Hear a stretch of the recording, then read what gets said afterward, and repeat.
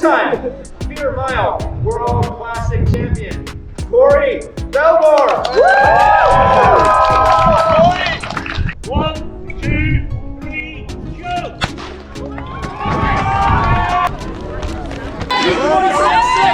Bellemore's running historically fast. 3:17. Very clean, Corey. Here comes Chris. Very clean. Bellemore, put it down.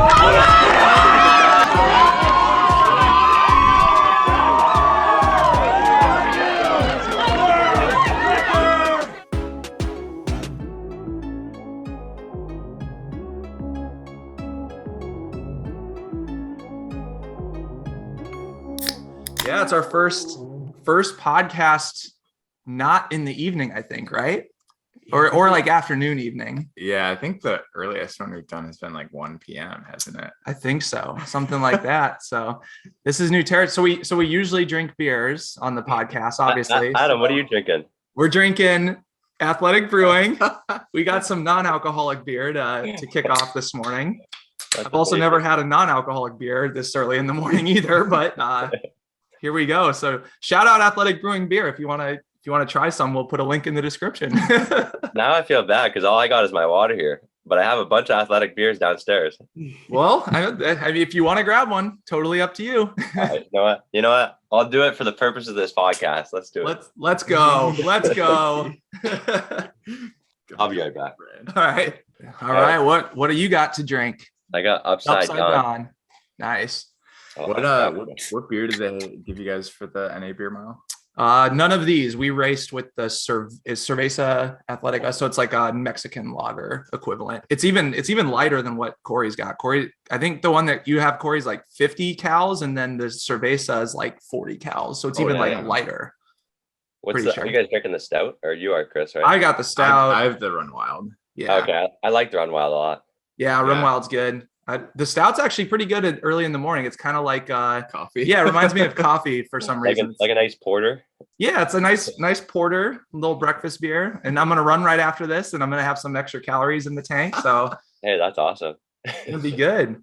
Well, Corey, thanks for joining us. 7:30 a.m. in the morning for Adam and I, 8:30 for you. Appreciate you taking the time, especially 2 days coming off of traveling home from England and setting a world record, which I'm not going to say I wasn't surprised at all. I was expecting you to break the world record. So pretty exciting to see it happen. Yeah, dude, you were a huge part of that because, I mean, your first beer was really quick. And I thought I was going quick. I think my splits were all like 7 seconds per chug with getting it, grabbing it, drinking it. But you're like, I watched the video over, and like from you coming in to grab your beer to pop it off was just like at least a second quicker than me. Like I thought I was trying quick, but I was trying to be a little more cautious, not like reckless, but you just had it timed so perfectly to like the grab. So I think that definitely pushed me because every time I finished my chugs, I heard you right behind me, and I was like, what the like am I doing well or what? Like it's funny because your chugs were like, my chugs were basically like 1 second ish faster than yours, but yeah, I guess it makes a difference in the chug zone to just have that little bit. But for the listeners, okay, so I looked at your splits. You ended up 3:59.1 for the running, and then basically like 28 seconds point for the drinking. Yeah. So that's very solid splits. Going out in 55, still closing in a 60 with 4 beers in the stomach. I wasn't going to be able to compete with that, no matter how good my drinking abilities were. yeah, those are it's pretty crazy because when I first started doing the beer mile, and you probably like even remember like. Mm-hmm. Even think about going like, I don't know, under 4:30 at all was like, it's like, no, there's no chance. Like I remember when Lewis went 4:47, I was like, this is like the pinnacle of the beer mile. I was like, there's no way I can get much faster. Like it's just insane. So it's just, I don't know. It's crazy how much it's progressed. Yeah. I mean, I feel like at this point to break the world record again, you have to be a sub 4 miler. If anyone does it, that's like table stakes basically. You can definitely have room for improvement because it was also pretty windy on the day too, so I think that's a couple seconds there, and then just you have a different day where you can close a couple seconds faster as well. Like you can definitely get down to that 4:20 mark, but yeah, at this point, unless you can run for basically four flat Yeah. in the race, you're not going to be able to run faster than, Yeah. 420. That's what I'm saying. I was saying to some of the guys after, I was like, it'd be cool just to get like an elite field together, like have no idea of like what they could do in chugging, beer mile, whatever, but Yep. just get like a really quality field and just say, hey, you guys have to do a beer mile. Like, let's see how fast you guys can go. And like, I'm sure some guys could go, like, will go really hard and probably do well for maybe half the race, but I don't know. It'd just be interesting to see who would finish where and like what the times would be.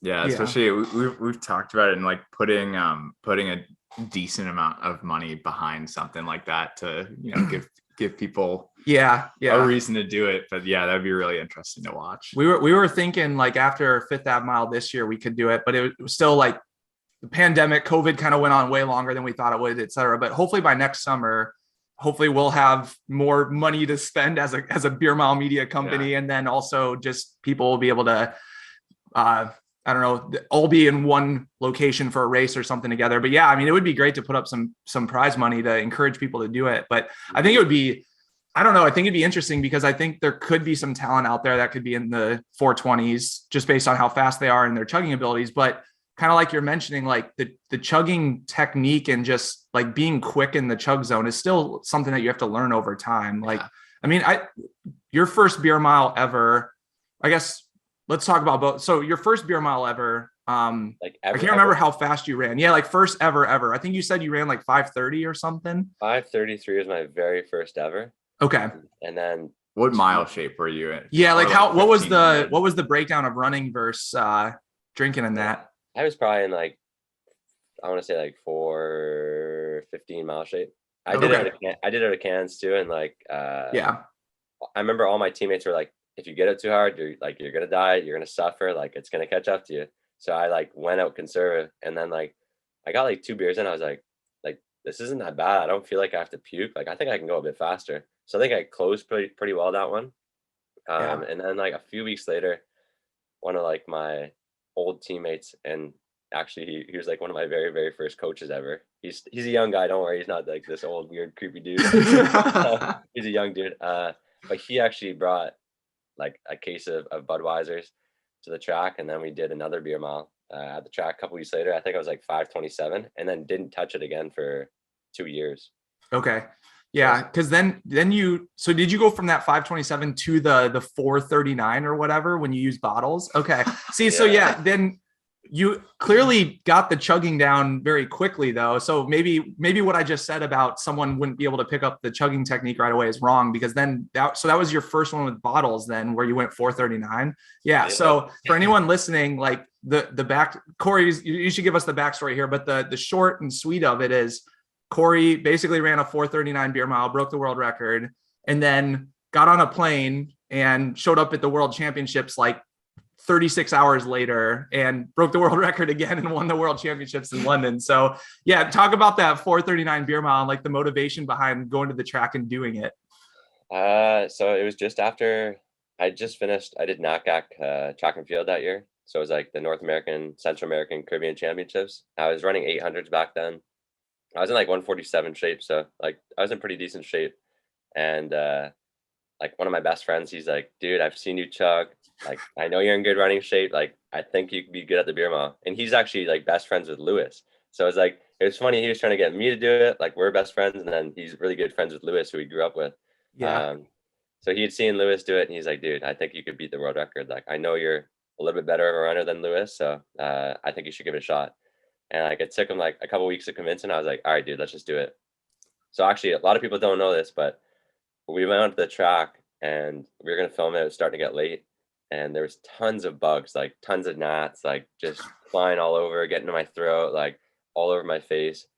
And I got a beer in and I just like, I was going fast, but I just decided to scrap it just because it was like not ideal conditions. Yeah. And there's some high school kids walking there on the track. So it was just like, it was just a weird atmosphere. We ended up doing a workout once those high school kids left. I did like, I don't know. I think my brother had me do like 3x400 with the rest of the beers. And then a week later, Joe came back over with a 6-pack. He had went to LCBO. He asked, so this LCBO is like our government controlled liquor board of Ontario. Okay. So you have to go to the LCBO to get your beer, liquor, whatever. He went to the LCBO. He's like, hey, my friend's gonna do a beer mile. He needs a beer that's 5%, 355 milliliter, and is easy to drink. So they gave me this beer called Kingfisher. It's like usually paired with like Indian curry dishes. And yeah, we filmed that one, and that's where I went like 4:39. And yeah, it was just random. I think the biggest difference was just like you almost have to force the beers and trust you're not going to puke, because you definitely want to take breaks. And I took breaks in previous ones, but that was the first beer mile. Like I just finished all my beers right away, got the burps out, and just like kept moving the whole time. Yeah. So yeah, it was just a crazy story. The 4:39, and then like literally 24 hours on a flight to England to race the world championships, which I had no idea about. Yeah. So you didn't know about the world championships before the 4:39 then. Okay. So then No idea. did like John and Nick are the two producers of the World Classic. Did one of them just like catch wind and reach out to you, or how did that all go down? Yeah, I got some emails. I don't know how maybe Lewis or them had my email. And then I got some messages on Facebook from like the Beer Mile World Classic Facebook account. And they're just like, hey man, like you should come to England where we have a race on Sunday. And I had raced that on Thursday evening. So I was like working at kids camp for track and field. And it was like, I'm getting all these messages, not paying attention to the kids, like being a really bad like camp counselor that day. And these kids kept hearing like, they're like, you got a world record, whatever. And they're like Coach Corey, what'd you get a world record? And I was like, oh, the chocolate milk mile. I was like, don't worry about it. But those kids went home and Googled my name. They didn't even know my last name. They just could Google Corey world record, and like the beer mile was starting to like gain media traction at the time. So they saw it and they're like, you lied to us. And anyways, funny story. But yeah, I didn't know about the World Classic at all. It was completely on a whim, and was in England for 50 hours, same as this trip. And yeah, crazy. Yeah. So you went over, that was 2016. Yeah. So you won that year in 4:34 world record. Then 2017, you ran 4:33, another world record. And then had a bit of a I mean, in 2018, maybe we should talk about that. So then 2018 would have been another world record in Vancouver at the World Classic. You ran 4:24. Disqualified for being a little over on foam, which kind of out of your control actually, because you're super clean drinker. I guess, would you say that was mostly due to the beer getting knocked over and being foamy, or do you think you were also being like a little too quick out of the gate and not being careful enough? I was being a little careless, but I think what put me over, because I was just a touch over, what put me over, I think, was that last bit of foam in that beer that rolled. I think either way it would have been pretty tight, but yeah, I definitely think that beer that knocked over rolled a little bit was that little bit extra foam that just screwed my record. But at least I knew at the time. It was pretty bittersweet. Like TSM was there doing a documentary. It was like I felt all this pressure to like do something big, and I ran really well. But yeah, it was just it was pretty bittersweet, and at least I knew the fitness was there. But at the end of the day, like I wanted that record for sure. Yeah. And it sucks too, because you won that race by like almost 30 seconds. And so then, yeah, obviously didn't win because of that. So it was also like, I know Dale, I think, Dale ended up winning because he was second overall. And it was kind of like, yeah, I don't know. Like it probably didn't feel that exciting of a win to him because you were still so far ahead, which is a tough moment. But and then going forward from there, then you only did one more beer mile between that and now getting the record, which was the 2019 world champs, but that was on a loose gravel. I don't even know what you would call that texture track. So it was pretty slow. Cinder track. Yeah, is it okay? Yeah, cinder. Yeah. So that was your other attempt to try to run in the 420s again, and that was not the place to do it. Most likely, if you would have done it there, then it would have been like, oh shit, he's gonna break 420 on a Mondo track. But yeah, so you outside of the World Championships, do you ever do beer miles on your own, or not really? No, like I always joke to my friends and like, oh, maybe I'll go to the track and do one like this weekend, or like, like, oh, we want to try one. I'm like, oh, maybe we'll do one, and we never end up doing it. So other than that Berlin one, the only other one I did was the one with you at Athletic Brewing in Connecticut. Right. So I'm glad we did that one before like the World Classic this year, because it was just a good like tune up, and we appreciated bottles a lot more after that. Yeah. It was like going into the race this past weekend, World Classic. It was like more exciting being on the start line, like going in and being like, all right, I get to slam these bottle beers versus knowing how terrible those cans were going down. It just I don't know. Yeah, flow wasn't right. The warmth, the foam, I don't know. It just wasn't working that day for either of us. What were your expectations going into the NA beer mile as far as like being able to chug out of the cans? Do you think it was going to be that hard? No, I didn't think it would be that hard, to be honest. I think the thing with the cans is like the consistency of opening them up and like being able to chug them at a certain time is like all over the place. So Chris, like you tore your hand up, like you tried to pop your thumb in the top and like you cut your hand up, you're drinking your own blood. Like it's pretty bad. I thankfully didn't do that, but like one of my chugs was 29 seconds. Like it was bad. So I mean, my expectations going in, I thought I would go like under 5 for sure. So I like we both, when we were cooling down, we're like, man, we look like amateurs. Like I know. And then usually you can keep running, keep flowing, like keep moving the whole time, get your beers down, not take breaks. We're taking breaks, and it's like it just looked too casual. Yeah, if you would have asked me before, I would have said like worst case, like average 10-second chugs. So if you do that, it's still like worst case, like 445, like 450, maybe like worst case. I wasn't thinking like in the 5s. We gotta so talk bad. to Bill and get a bottle specifically. I think they talked about for next year. Okay. They'll do a short run on bottles for us, because then it'll be equivalent of being able to run super fast.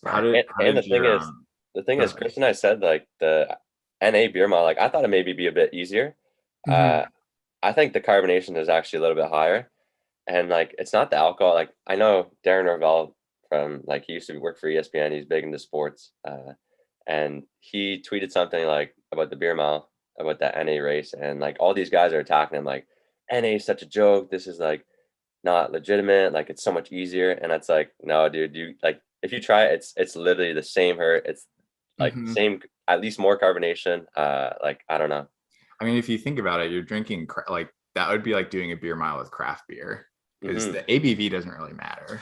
I don't think it does. Yeah, the only thing I could possibly think of that would maybe be a difference, and why I think maybe an NA out of the bottles might be faster, is just I wonder if because it is like half the amount of calories, if maybe your stomach will just kind of know that somehow and like sense that there's no alcohol in there, like poisoning the stomach. But I don't know if that would make a difference. Like we've never had issues like vomiting during it. Like for someone who does, it might help them a lot, because then their stomach won't get as upset. But I don't know if it would matter for us, because it's not like we're doing penalty laps in the middle of a beer mile anyway. So I don't know. I don't know if it make a difference. It's really weird that like, have you ever felt the urge to puke during a beer mile? No, not really. I definitely feel like full on the last lap, kind of like, oh, my stomach's bigger, but like, it's never been a worry. Like, I mean, obviously not for you either. You're still closing in 60 or sometimes sub 60. And yeah, my last laps are, I feel like I can race them just as fast as I can race in a mile with the beers. It's like not really any different. So yeah, no, never an urge. Yeah, I know it's really weird. Like obviously you don't want to chug at a certain point. You're just like, I'm sick of just chugging these alcoholic beers and getting all this carbonation up in my chest and throat. But yeah, I don't know. I think some people, I don't think anyone really gets the urge to puke until it comes. Like it's not like it's ever just there and there and there. It's just like all of a sudden it just comes, and it's just when we did the Chunder mile, there was just a persistent feeling of wanting to puke. That's true. Okay. I've never done a Thunder mile. Yeah, that's a little different. I would be interested. Maybe you should think about that one at some point. I'd just be curious to see, because if you can chug a pint well, which you can, it's just so different, because it is like almost 3 extra beers worth of beer. But I don't know. It's potentially, it's a light record if someone can put down a pint in like 3 seconds, because I can't quite do that. It still took me like 5 to 6 seconds a pint, but it is a different feeling. I don't think if you could close sub 60 in a Chunder mile, I would put up money that you can't do it, because it hurts so bad in that last lap. Yeah, can't the beers, they can be sitting out for a bit, right? In the Chunder mile. So you like let all the carbonation out. Yeah. So carbonation's not an issue. It's just strictly volume. Sheer volume. Yeah. Damn. Yeah, that would be a challenge for sure. I do think what you like the world record you have in the 2 mile, I think that would be the biggest challenge. Yeah, I'd be curious to see if what you could do there too. Because obviously like the running pace isn't the issue. It's just like, can you have a day where you can fit that much beer in your stomach? Which I don't know. Maybe you can. I would not be surprised if you could break 10 there. Yeah, that would be a huge challenge, and I would have to dedicate an actual day to that one. Yeah. I know. Yeah.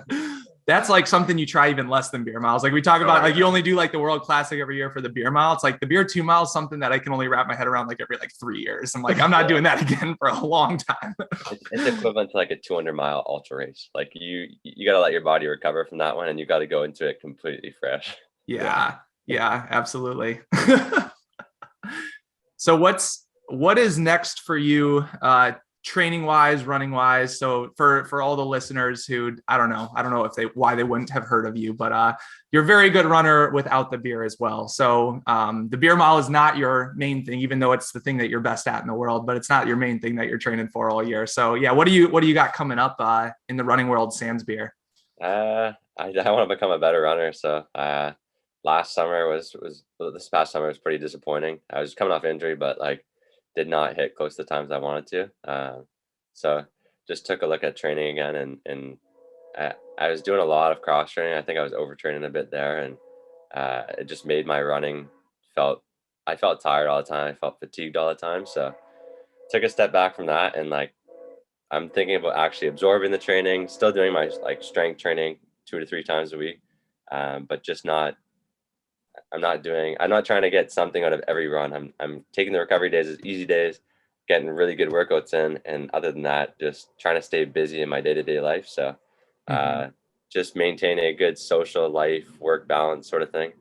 Yeah. And meet wise, I definitely want to do some indoor races. I'd love to do a 5K early on this indoor season, and then get after some mile races, because I think if you have a good indoor season, you can set yourself up for some quality races outdoors. And it only helps if you run fast indoors. It helps you to get into those bigger meets early on instead of doing twilights where you're just chasing times all the time. I just want to get in some fast races, be fit, and see what happens, and try and race for wins instead of just gunning for times, because I was too caught up in that this year. I feel like that's easy to do in close to an Olympic cycle. Mm-hmm. Yeah, kind of overreach. So what is, when you're like peak training for you, what does that look like? How many kilometers, miles a week you run in? Like kind of how would you say you train? Do you train more kind of like a 5K guy? Do you train more like a speed 800, 1500 guy? What's your training look like on a normal week? I like a mixture, but like I came from an 800 background, but previous to that, like my first Canadian team I made was like in cross country. So I do have a little bit of speed, a little bit of strength. So I like to do a balance of everything. So my peak mileage would be somewhere like 140 kilometers ish. But I usually maintain around 120 to 130 kilometers. And then it'll look like, depending on the week, depending how tired I am or whatnot going into the week, usually Monday workout, Wednesday workout, and some sort of like tempo or fartlek on Saturday. And then the other days are just in between, like easy days, nice and chill, possibly do some strength on those days. And then I'll do a long run usually. If I don't do a work, sometimes I'll switch that Saturday workout to a Friday workout and then do the long run Saturday, or I'll do the long run Sunday. But either way, I try and keep those in between days really, really chill. Yeah. And who are your sponsors, or who's supporting you right now in running? Or are you, cause you're working as well. So you're not a full, I guess, professional athlete at this point, full on focused on training. So yeah, what's that balance like? So thankfully, like supported by Adidas. So okay. Not under a formal contract. I'll be completely honest with that, completely transparent. It is pretty hard to get money out of them, which is fine. But thankfully, they're very generous with the gear they give me and stuff. And beyond that, sponsored by Flying Monkeys. So they have a tap set up in my basement. So they provide kegs, like 2-4s, anything I need in that sense. Then I have an Infinite Nutrition sponsorship. So they'll give me like protein, custom nutrition formulas. And then obviously Athletic Brewing, they're my non-alcoholic beer of choice. So very thankful to have them if I want a cold one in between training, not mess up my sleep schedule, then definitely go to that. And beyond that, yeah, just working quite a bit. So I work Mhm. at a running store called Running Factory in Windsor, Ontario. Uh, work there quite a bit usually. I work as a support worker with a boy that has autism, so stay busy with that. And volunteer with Big Brothers of Windsor. So I mentor like a 12-year-old boy, or he's 13 now, sorry. And yeah, I just stay busy doing that. And then I'm starting another job actually next week at Race Roster. So it's a tech slash event management company that deals with endurance events, so triathlons, Oh, sure. running races and stuff. And yeah, I I like maintaining my like busy lifestyle because I appreciate everything individually. It doesn't feel like I'm just for the last like 6 months, I guess, when I was in Arizona from January till June. I was training full time. I lived like the professional life, and like Mhm. I didn't truly enjoy it. Like it felt like a job to wake up. I obviously like training to a certain degree, but it wasn't to the same extent as I normally would. So It I feels like definitely learned a there's lot.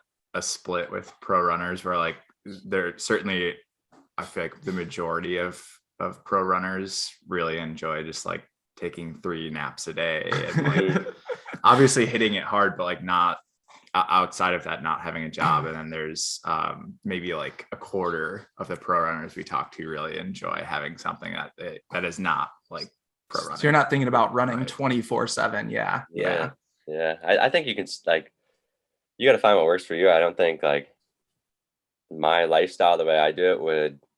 I don't think I'd be any better or worse of a runner if I. Sorry, I don't think I would be any better runner if I just focused on running. I think Yeah. like this is the Yeah. best for my mental. This is the best for me overall, and I think mental plays a huge part. So whatever you truly believe is best for you, that's probably the best thing for you, and you should just stick with that. You shouldn't look at someone else and be like, "Oh, that's all they do. I should do that. That's gonna make me the best." It's Yeah. not true. Yeah, for sure. Yeah, if you're happy in life, you're going to be way better off Mhm. when it comes to performance too. Yeah. So training in Tucson, Arizona this past winter, spring, you're staying down there with Lionel Sanders, who's a incredible pro triathlete for anyone who's just not aware of him, and Ari Clow was a previous Beer Mile podcast guest as well. He joined you guys for a bit too. So yeah, what was that training setup like down in Arizona? It was fun. It was a lot of fun. It was crazy. Lionel's one of my really good friends, and Erin, his wife, is an amazing person. Um, really like took care of us there. She always like made sure we were well fed, well taken care of. So yeah, it was an awesome setup in terms of like training environment. And we were swimming. I was swimming with Lionel Monday through Friday, Oh my and I God. was putting 20K like throughout those 5 days. It's And nuts. like Lionel does not like to go easy in the pool. So like I'm trying to fit in run workouts in between and stuff. And like I was going hard in the pool every day for like 4 months straight. So I mean, it got me really fit to a certain point, but then I think it eventually just led to a lot of fatigue. I was like really tired on every run. I wasn't hitting workouts as hard as I and easy as I could have. Um, but yeah, it got me really fit for like a couple weeks there. And then yeah, Ari, it was super random. So we would like sit down at dinner or whatnot, turn on the TV, and we would watch like YouTube videos and stuff. So we would watch like the Beer Mall podcast. We would watch Ari's videos, Yeah. um, and we saw Ari was getting into triathlon. He was like getting pretty addicted and into it. So we're like, dude, hey, if you ever want to come down to Tucson, there's like a pretty big triathlon group there. There's a swim coach. Like it's beautiful for running trails. You should come. So he ended up like coming. We didn't even know him, and like he ended up just showing up there. He brought like Johnny Pace and a few other buddies, and yeah, it was pretty unique. It was a cool setup, and it was just like I don't know, a weird, different way to network and meet people. Yeah. Yeah. That's awesome. That was great. Yeah. Crazy timing wise. Cause I remember he was in Austin and like his car had the car wreck. But then it was like right after that where he just like drove over to Arizona and met up with you all. Cause we were in Austin at the Texas qualifier meet and Ari like raced the 5K there. And then, Right. yeah, it was like all that same weekend. And then and he just like, all of a sudden he pops up and he's like running with you and Lionel. And I'm like, this is like the weirdest hodgepodge of people ever. I didn't know what the backstory was. So pretty crazy how that worked out. It was hilarious. Like I hadn't met him ever, and I had to pick up to the key to their apartment because the office was only or open certain time to certain time. So I picked up the key for him like 30 minutes away from where we were staying, and uh, like left it in Lionel's mailbox the one night, and then he came by like when we were sleeping, grabbed it, and like yeah, it was just completely random, but I mean, it seemed to help him. Like he was starting to get pretty good, like a lot better in the pool than he came in, and Mhm. now he's with a group in New Hampshire, and he seems to be like thriving there. So For I know he's sure. figuring things out, but I think he definitely has potential to be like very good. So Definitely. So what does your training look like? I guess when you're in Canada, are you mostly doing solo workouts? You got anyone to train with? And then, yeah, what's your plans for, I guess, the next for this winter, really? Are you going to head somewhere warm again and do go that route, or are you sticking around home? I mostly do workouts like solo, and honestly, like I think that's better for me because I'm pretty hard on myself. I like to push myself really hard. So Hmm. I used to like pound myself into the ground. Like I would race everyone every practice, like just want to like rip all the time. So now I'm like dialed back. It's like if I'm hitting the VO2 max stuff, it's like I'm at certain paces. Like I'm a lot more dialed in, a lot more controlled. And as far as in the winter, I definitely like to get away for a couple weeks. Might go back to Arizona, but I definitely gotta. I usually catch the triathlon bug when I'm around Lionel, just because Yep. like his attitude, his mentality is like very infectious. So if I go there, I have to go in with the mindset like kind of focus on my run training. Yeah. I can't like dive into biking, swimming, all that stuff too much. But yeah, if I go there, I'd go for like maybe 2 weeks, maybe or so. And Have you ever thankfully, done with the a job with the race triathlon? roster, it's remote, so I could Oh, work that's it perfect. Hmm. That's as well. perfect. Yeah. Yeah. Have you ever done a triathlon?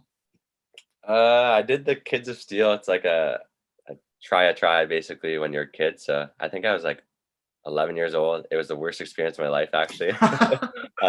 So I came out of the water, puked everywhere, like Oh my God. water, and then got on the bike and like I was on a mountain bike. Everyone else is on road bikes, like Of ripping. course. I'm on a mountain bike, giving her my absolute everything. And then on the run, a bee got in my shirt and it was getting mad and got out and stung me on the neck. So I got a bee sting on it as well. And like it was just not the best experience. I got beat by a lot of people I probably shouldn't have, but yeah, I didn't think about triathlon after that for a long Long time. time. Yeah. Yeah. Triathlon's so interesting to me because you can basically train unlimited for swimming and biking, more or less. Like it's really hard to get an overuse injury for those two. Mhm. So it's just like, it's just crazy that you can train for like, 5 hours a day or whatever doing those. Cause coming from the running world, it's like running, you can really only run for like, I don't know, 90 minutes a day or something. And after that, you're just going to get broken down. But Yeah. these guys are animals. It's insane. Yeah, the training volume they put in is absolutely insane. Like some of these guys are doing double swims every day. And Yeah. I talked to Trent Stellingworth, who's like one of the Canadian physiologists, and he said for running, you can get to about 12 hours max of training. And then after that, it's really like risky, like in terms Yeah. of your hormone levels, in terms of like certain Yeah. vitamin levels and whatnot. But yeah, I think like swimming and biking, you could go crazy with. Yeah. That's absolutely nuts. I don't know. I think that's why I haven't really gotten into this sport because then I feel like, yeah, because of time. And it's just like, I would always feel like I could be doing more. It's like, Mhm. I can do more. I can do more. And it would just be like a addictive thing where I would just like keep trying to just sit on the Yeah. trainer for like 2 hours. Every time I'm watching TV, it's like, oh, get on the trainer and just keep riding and riding and riding. And it'd be like way too much. Yeah, I've been there, so I understand exactly what you're saying. Yeah. It is addictive. Man, so what do you think going back to the beer mile? So going forward, how fast are you going to run in the beer mile before you're all done doing this? I was talking to my twin brother. He's a huge fan of the podcast, by the way. He said to say hi when I went to go grab this. Awesome. Shout out.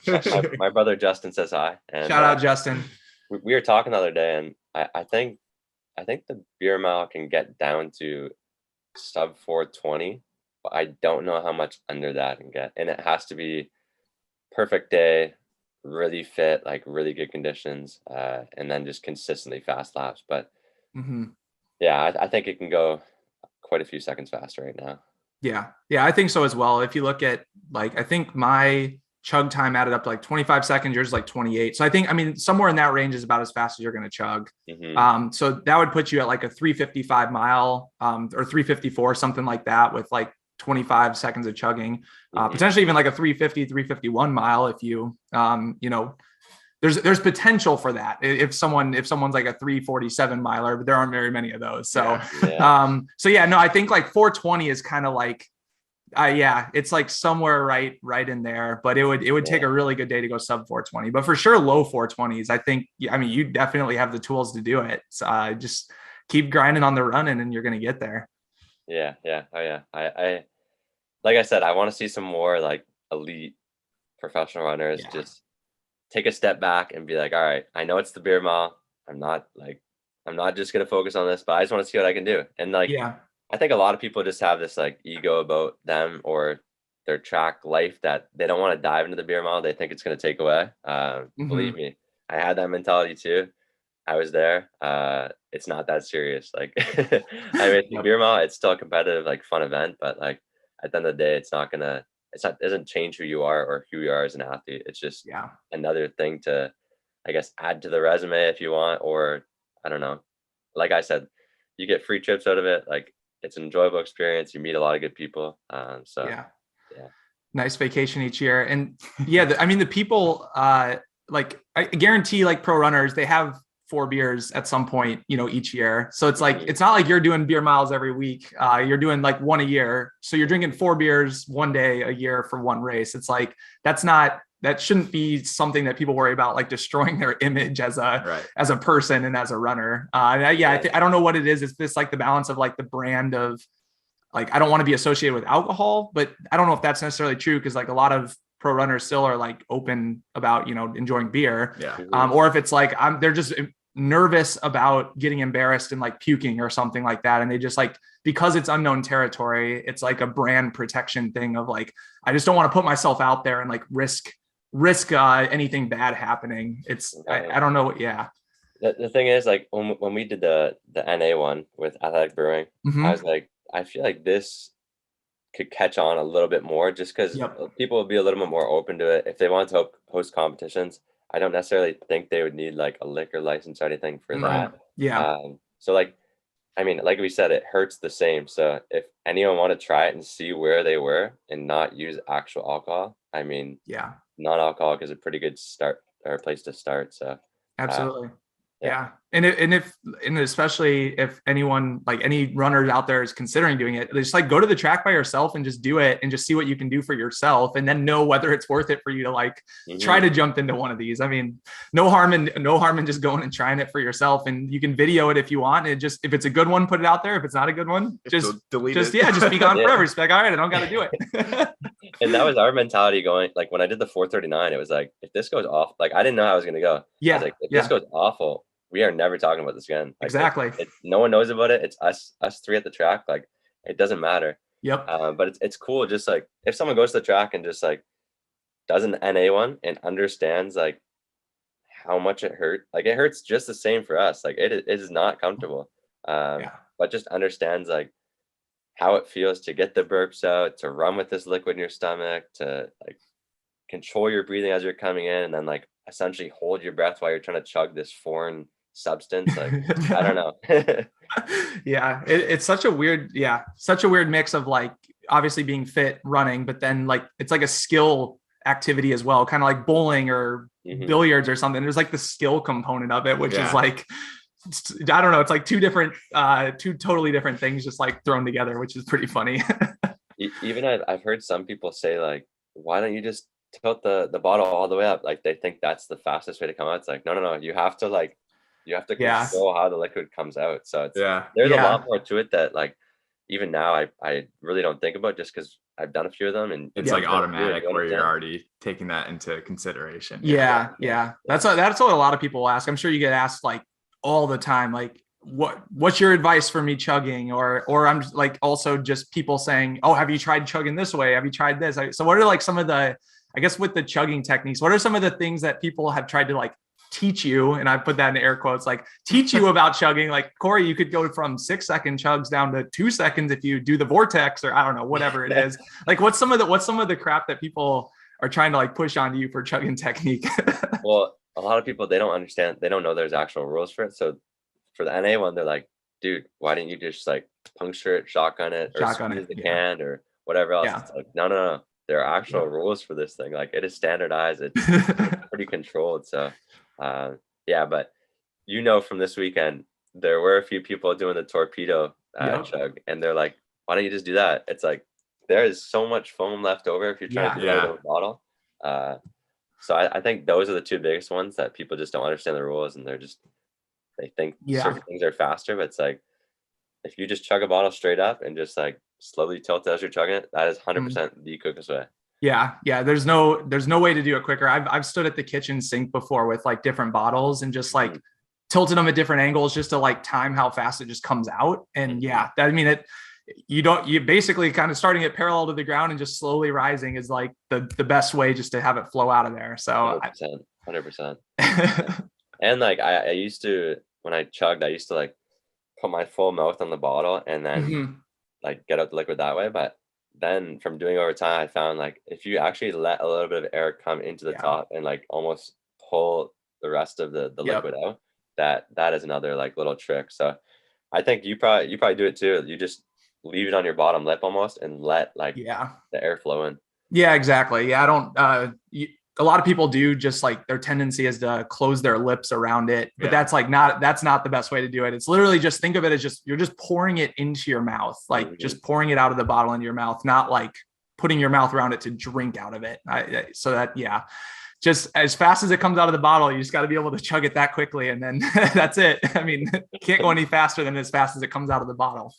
And John Markle gave me some good advice a few years ago. He said, you have to force the beers down. Like you have to just trust that you're not going to puke and literally like force them down. So I have that like mentality every time I'm chugging on. I'm like, I don't want to do this. I don't want to do this. It's like, just force it down. It's done in seven seconds. And then you're off running and you're good to go. Yeah. I think he's given us the same advice. Cause the first year I did it when I took a lot of breaks, I don't remember. I think I ran 5:17 at the first flow track one. He was like, Chris, you got to remember, you're not going to drown. So just get the beer down. Like, don't be afraid of drowning. It's going to be okay. Like that's what I like, now I think about that and I'm like, yeah, you know what? Like I can chug the beers. It's not like I'm probably not going to throw up. It hasn't happened yet. And I'm not going to like die from holding the bottle there for 2 extra seconds. So like, just get it down. It is really funny though. Cause I feel like for listeners or like for people who haven't done a beer mile, it like if you're trying to chug it as fast as it comes out from the bottle, it does feel like you're drowning. It's true. 100%. It's true. Yeah, it can be a bit of a panic for sure, but I think it's just like getting comfortable with that feeling, I guess. But yeah, I think that's why people probably close their mouth to it because they know it's not going to spill out on their sides, and if they have to like put their tongue to it to slow it down, they can. So yeah, exactly. So where are you hoping that the race is next year? And what's your favorite place that the World Classic's been so far? We've been in Vancouver, London, Manchester, Berlin. What's been your favorite, and where are you hoping we go next? They've all been so different and like so great in different ways. I did really like Vancouver, just the trip itself. Like I love being in the mountains and like I don't know, there's just something special about Vancouver. Even though I got DQ'd, it says a lot about the trip itself, though. Yeah. And then, honestly, next year, it would be like I've joked about this all the time, but honestly, if they hosted it like here in my hometown, I think we could have like a stellar crowd. I think we could get a liquor license at the university track, which is like a beautiful track, and like I think we could legitimately have like a sold out stadium here. I don't know if that's ever an option for John to bring it here, but honestly, I think people could fly into Detroit or Windsor, and it's like a close commute. It would be insane to have it here, and I guarantee like people would come out. Beyond that, I've heard rumors it might be in San Francisco next year, which will also be a great time. Like it's where the Beer Mile World Classic started, so that'd be awesome too. Yeah, I would totally be down to go to Canada again. And we were talking about this weekend. It's like you're Canadian, we're obviously American, but it's like we live so close together. Like we're like I don't even know, like a 4-hour drive apart, 5-hour drive, something like that, since you're right by Detroit. So it's just funny like how close we live. So that'd be super convenient for me. Just nice little drive up there for the champs next year. That would honestly be incredible. And like even if people like, I have a lot of friends here that would 100% be willing to host like beer milers here, and Yeah. like we could make the trip inexpensive. The flights, like there are 2 major airports that we could fly into. Yeah. Even on my run this morning, like I went for a little shakeup, and like in my neighborhood, the amount of people that have already heard the news of the beer mile and like are saying like congratulations on the record, it was like I was like mind boggled a bit because I was like, Hometown hero. That's right. it's like weird, but like it is cool, and I think people are like they understand that like you do have to be an elite athlete runner to do this. You're Mhm. not just a degenerate frat boy like party boy. You Yeah. actually do have to be an athlete. It's just like you are incorporating this weird aspect of 4 beers to this mile race. So Yeah. yeah, I think people are finally starting to understand that part of it. Yeah, I think so as well. That would be good to have it in a place where people understand the sport too. Versus, I mean, if you pick a random big city and it's like you might have some people there that Right. kind of know about it, but it's like a lot of the people that might be coming out, like even this year, I think some of the people that were there when I was like talking to them before the race, they're just kind of like not, I don't know, they don't really know exactly what to expect. They don't know like what a good time is or anything. Like they still hadn't really heard about it, but having it someplace that has a lot of people who have seen the news would definitely be a big bonus. Yeah, my mind's always spinning about it, and like it's like I have a really good relationship with Flying Monkeys. I have a strong feeling they would like provide the beer for the beer milers, like the beer mile ale I use. I think Yeah. they would like definitely contribute to that. I'm sure we could try and get Athletic Brewing behind it somehow. I think they Yeah. would have their name attached to it. But yeah, I think there's a lot of people within this city that would be willing to put on an event like this and see something, even if there was like a charity aspect to it where we're like doing some sort of fundraising for it, and Yeah. that's the way to put it on. I think there's many ways to do it, and I think it's definitely possible here. Yeah. I think, I mean, even for just being like a 4 or 5 hour drive, like a lot of people from here or the Midwest in general would drive up. Yeah. I bet. Yeah, kind of similar to what you're saying. I feel like a lot of people in Chicago now, like so many random people have seen us at the track, like going and doing the beer mile and stuff. Like I feel like if we had it here, similarly, I could get like hundreds and hundreds, maybe 1,000 people to come watch it just because of all the different running clubs and like having friends in different running clubs, and then they all spread the word to their clubs and whatnot. Right. But but I think we could get a lot of people to just make the trip as they're well and be fine. like, hey, this is within driving distance, like awesome weekend trip. Midwestern people are like, if something's less than an 8-hour drive, they're like, oh yeah, for sure. Yeah, that's A it's weekend an trip. afternoon. That's fine. Yeah. 3-day weekend. Okay.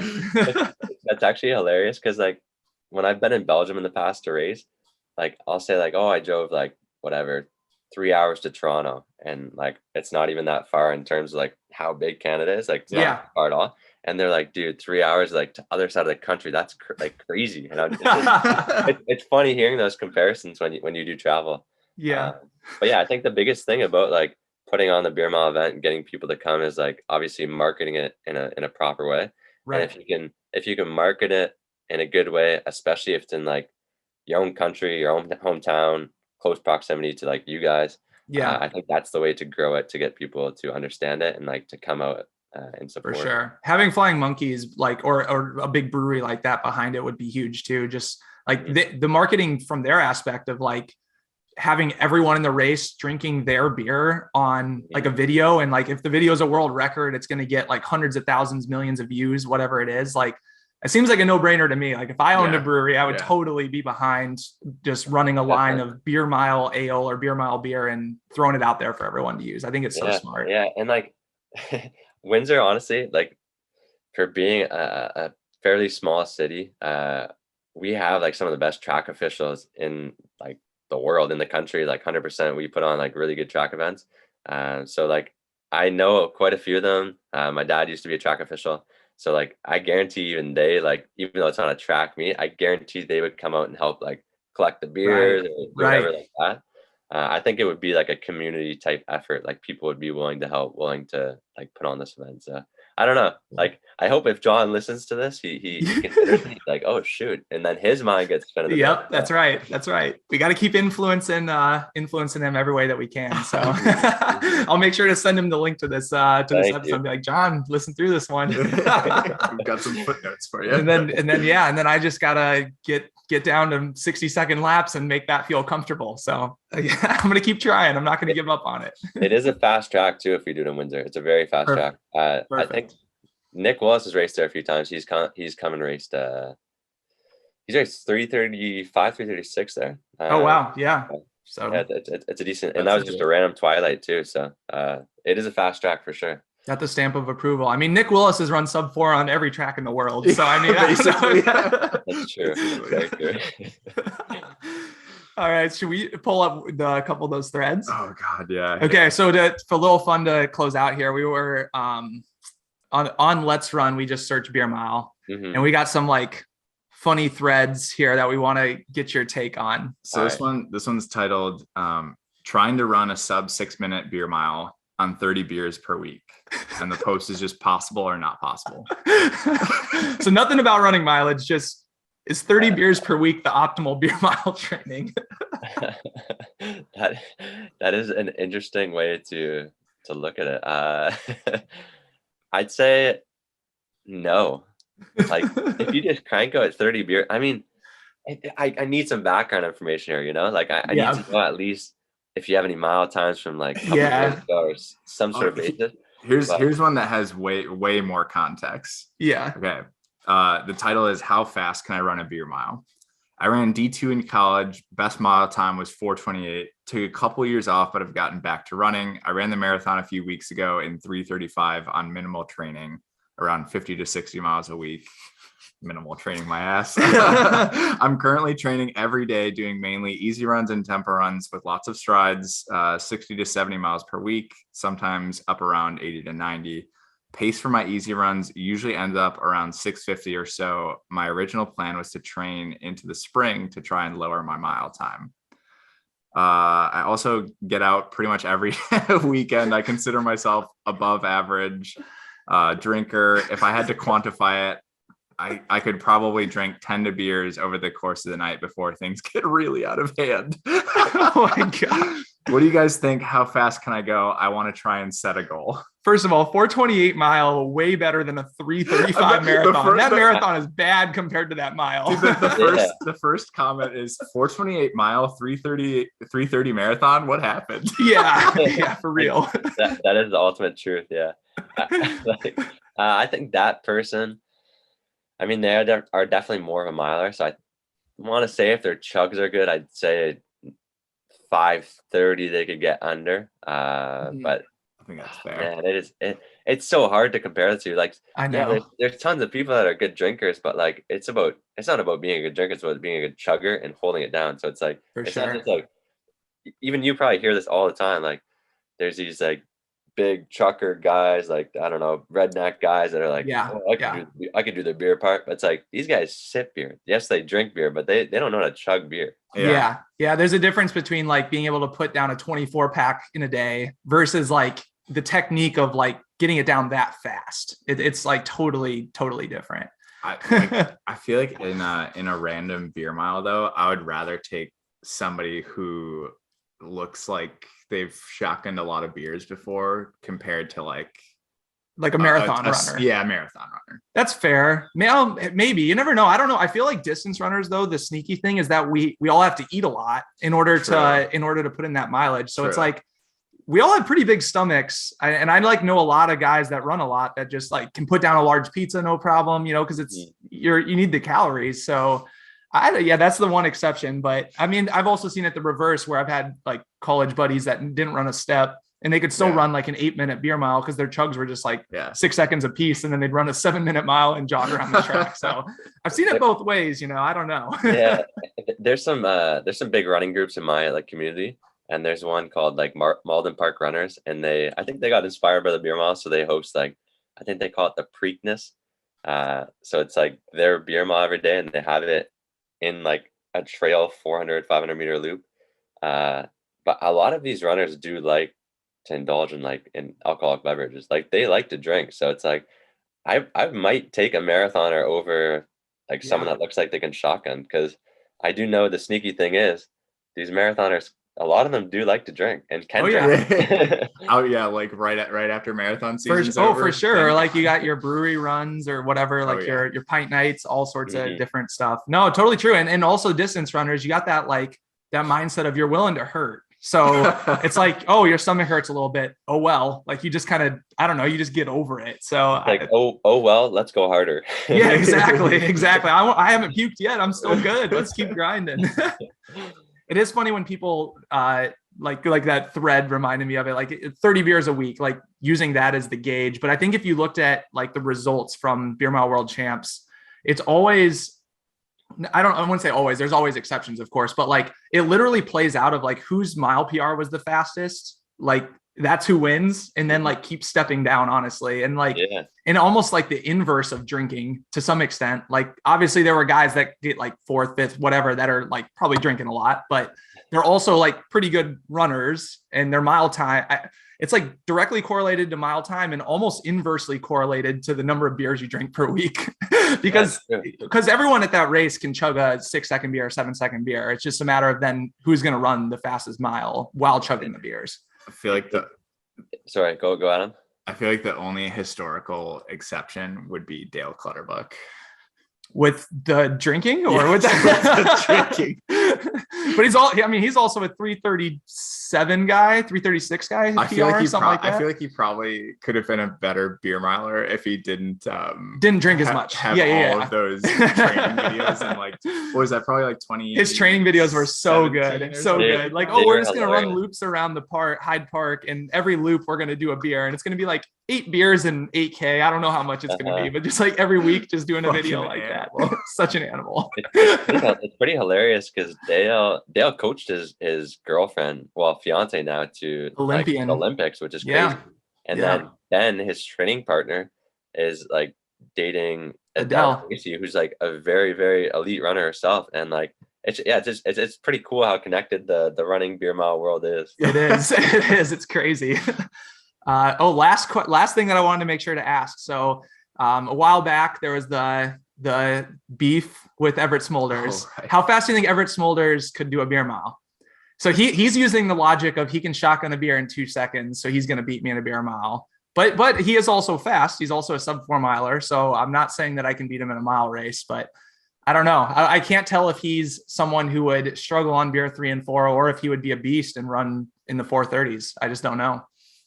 I think he would get out well. I really do. I think he'd handle 2 beers pretty well. Yeah. But like we've seen Dale, he can handle 2 beers pretty well, and after that, it's like he's an exceptional runner. But like after that, it really does catch up to you, and you can't really fake it after that. So I think he might run into some stomach issues. I don't think he understands how hard it actually is, like how much it actually hurts, and like how uncomfortable. You can't get rid of that feeling. So, right. Yeah, I don't know. I think he'd be in for a treat, but I'd love to see it. I really would. I would too. I think if he did a few practice ones, like he could have the tools to run 430s or sub 430 potentially. But yeah, I think on the first one, it would just be, I bet you he would go out in like a 55. He would have been right on your coattails. And then it would just be like, oh, he's out of breath. He doesn't know how to drown himself in beer, basically. And so it's just something you have to learn over time. But yeah, it's pretty scary, man. The feeling, like, yeah, it is. When you're going out in 55, you already have a beer in your stomach, and then you are out of breath, and you have to come in and you chug 3 more beers and do 3 more laps. I mean, you're thinking about, I might possibly blow up. I might possibly puke. I might you're thinking about everything that can possibly go wrong. Yeah. Obviously you want to finish it as quick as you can. So like, you're just trying to like keep moving, like just get it done. Yeah. Because it could be either. You have like 2 chances of blowing up. Like a normal mile race, you can blow up like physically, but in the beer mile, you could either blow up because of the drinking or because of just your legs. Like you're not ready for it. So yeah, it could be either way. But if Everett's still listening, I'm still open to racing you in a beer mile anytime, any place. Like I want to do it. We'll take a little trip down to Mississippi, and maybe we'll get Craig Ingalls to do it too. Now that he's down there coaching, we'll just get a post cross country season beer mile going if they're down for it. Actually, I don't know if they would be, because now he's going to be doing indoor track, and there's always that space in between outdoors and indoors, cross country and indoors though. Yeah, exactly. And, I will say though, whenever I'm talking about someone new coming to the beer mile, I will always not really put too much thought into like how well they would do. I always underplay, because the beer miles are one of the things like you sort of do have to prove yourself. I can't just say like, oh, this person's gonna be good. There's no It's like, formula. no. I always think like people are gonna be worse than they are, and if they are better, then it's good, but it's a big shock. Exactly. Mhm. Awesome. Well, thanks so much, Corey, for coming on. This is, man, finally had the beer mile world record holder on the podcast, but even better timing that it was a brand new world record from this Saturday. So I guess it was all meant to be like this. It worked out perfectly to have you on right now and celebrate this 428 before you break it again next year. And, 424, 423, 420, who knows? I'm excited to see where you go with it. We'll have to see. Yeah. Thanks so much for having me on, boys. All right, we'll do our best to plant some ideas in Nick's head. Nick and John's head for next year. Yeah, for sure. We'll get that thing scheduled right near you. Sounds good. Take it easy, boys. Awesome. All right, catch you later. Cheers.